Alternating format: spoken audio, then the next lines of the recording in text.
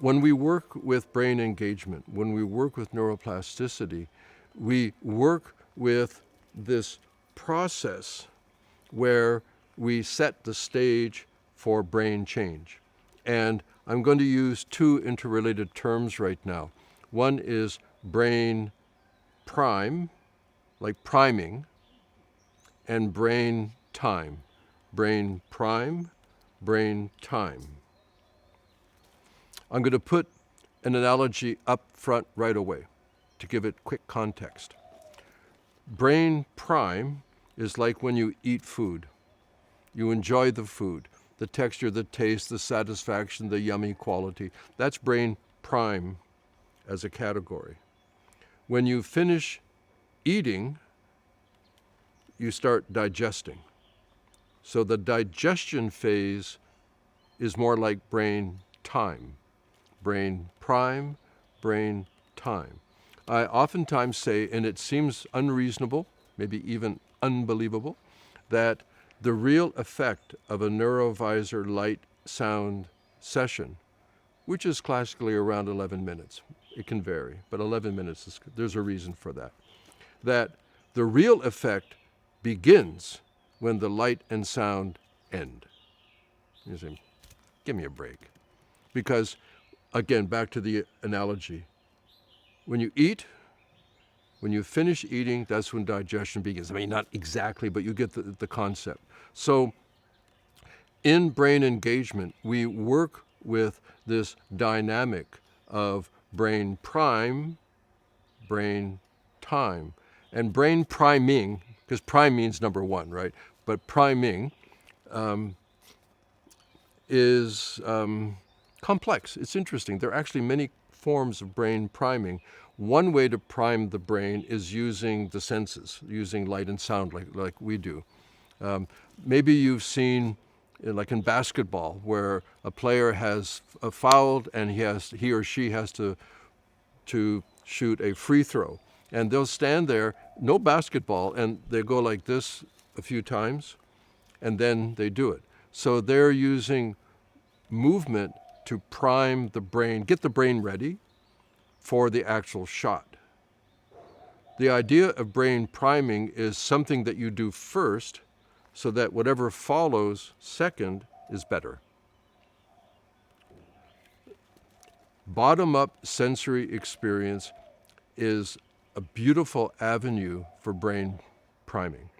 So one way of thinking about a NeuroVizr experience, a session, the light and sound stuff,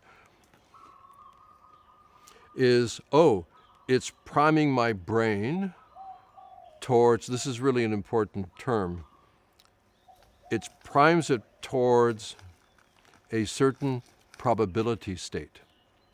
A probability state. By doing like this doesn't assure that you're going to make the free throw, but it increases the probability of it. So you can't make the brain do something. You can stop the brain from doing things. I mean, the most potent example is anesthesia, where you can just boom, I'm going to shut the brain down. So it's easy enough to stop the brain, but it's hard to make the brain do something. You can create probability states.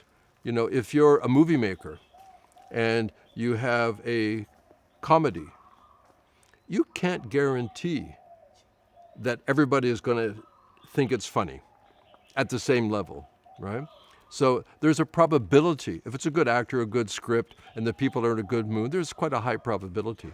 So when we work with brain engagement, with the NeuroVizr, we create probability states. We prime the brain towards a certain kind of change ability, a change in a certain direction.